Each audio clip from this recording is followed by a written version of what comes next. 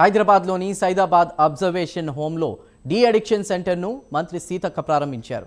మాదక ద్రవ్యాల వినియోగానికి గురైనటువంటి వారికి చికిత్స, పునరావాసానికి ఈ సెంటర్ను ప్రారంభించినట్లు తెలిపారు. మిషన్ పరివర్తన కార్యక్రమం కింద రాష్ట్రంలో వివిధ కార్యక్రమాలు అమలు కోసం ప్రత్యేక సెల్ ఏర్పాటు చేసినట్లు తెలిపారు.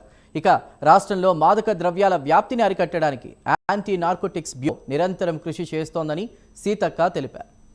అలాంటి చిన్న చిన్న పిల్లలు కూడా నేరాలకు పాల్పడి ఇలా జువెనైల్ హోంలోకి బాల కర్మగా జైల్లోకి వచ్చి మగ్గిపోతున్నారు.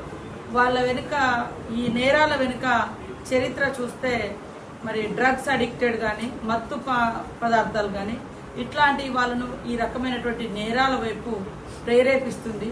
అది చాలా బాధాకరం.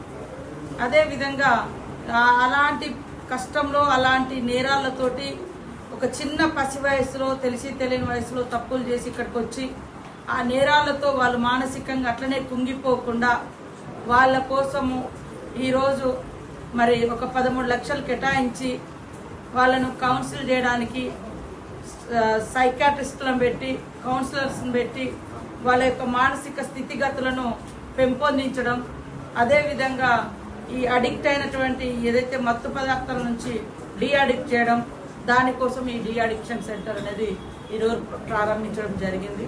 అందుకనే నేను గతంలో కూడా వచ్చినప్పుడు పిల్లలకు అందరికి ఒకటే చెప్పిన, ఈరోజు ఈ కారాగారం అంటే ఇక్కడ ఏదైతే ఈ హైదరాబాద్ అబ్జర్వేషన్ హోమ్లో ఉన్నారో ఇది శిక్షా కాలం కాదు, శిక్షణ కాలము అనుకోండి.